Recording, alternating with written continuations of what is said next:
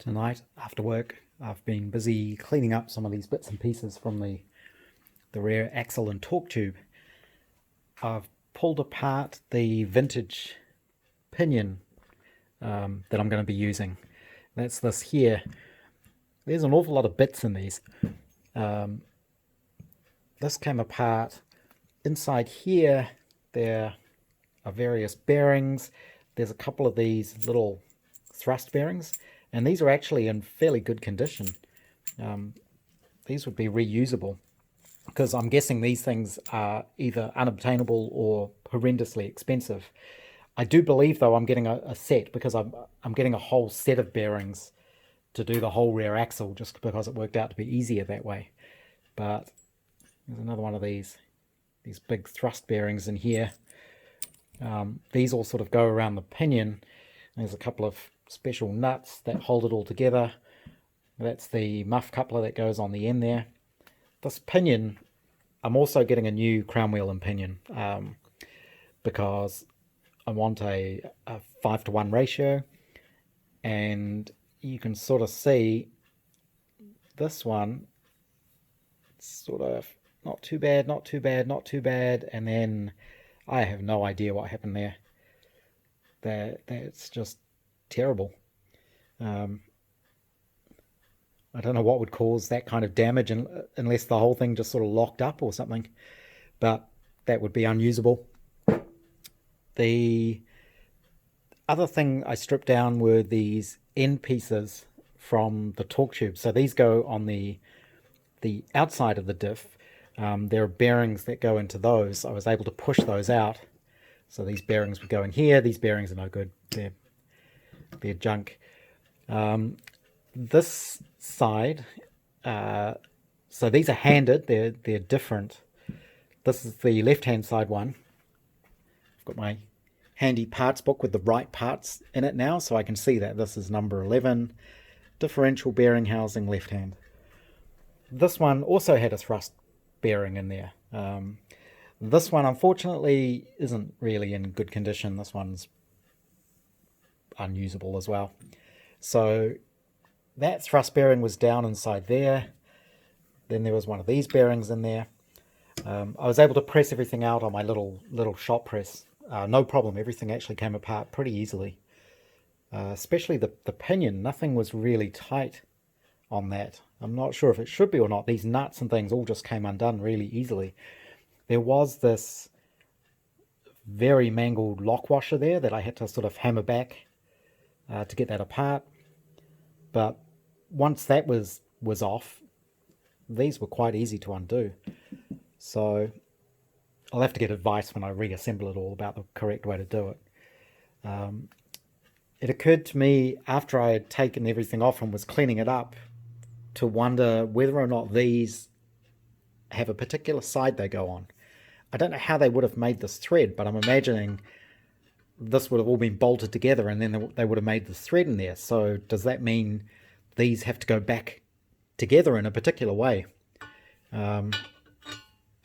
So that'll be interesting to see, or is there enough wiggle that they just kind of bolt up and the thread in there works? I did clean up the thread as best I could with the wire brushes. So you can see the thread on the outside there. It's a little bit worn where it had rusted, but I think it should be okay. That obviously sort of fits in there and then lets you adjust it by screwing it in and out. This looks like it's going to be a major pain in the neck to get set up properly. I have no idea how difficult that's going to be, but it doesn't look like it's going to be easy. So that'll be a fun job when I get to it. So these all cleaned up really well. I think all that's reusable.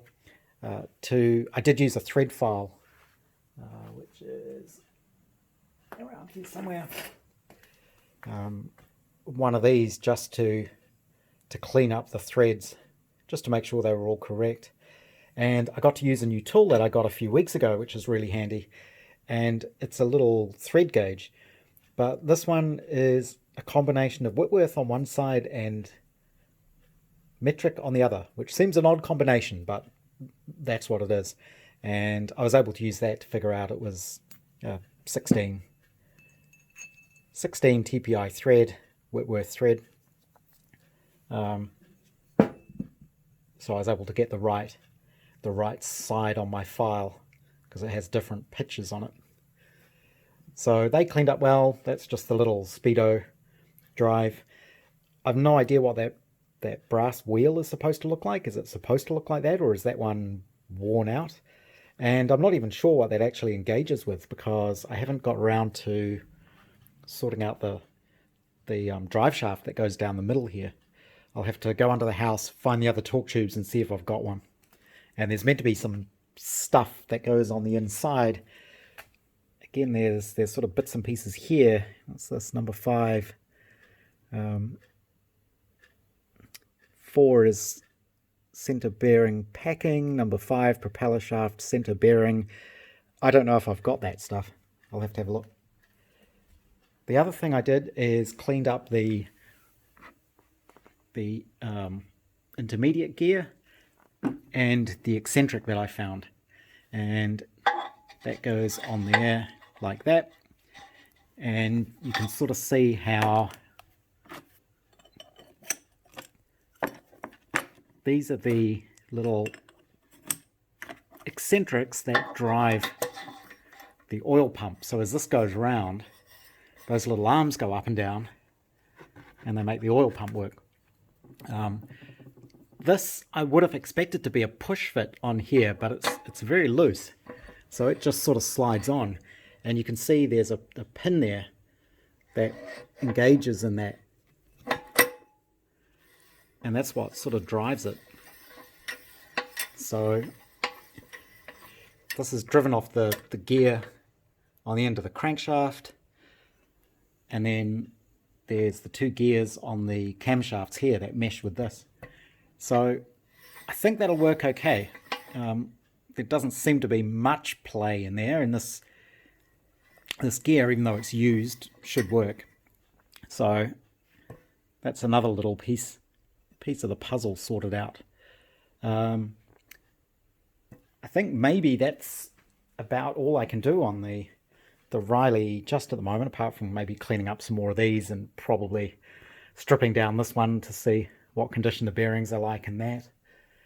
So until all my new parts arrive, it'll just be little bits and pieces, which means I can get back on the Austin 7 there, which really needs to be finished. I did think of one other little job I need to do. This is the pinion housing, which screws into the back of the torque tube there.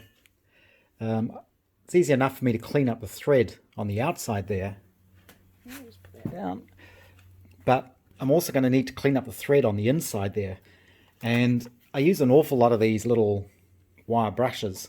You can see that one's had a lot of use. I've got a little box of them there. I'm using these to clean up all sorts of bits and pieces. That one's probably a bit better to use. But the problem is, of course, I need to get it down inside there, and I can only get the drill so far down. So I'll probably have to make up a little extension shaft to fit on my little wire brushes, so that I can actually get it down inside there and clean up that thread. You can see I've just been able to brush the edge just enough to get that screw thread to engage. So I'll make up a little extension and clean out the rest of that. So that'll be a job for tomorrow.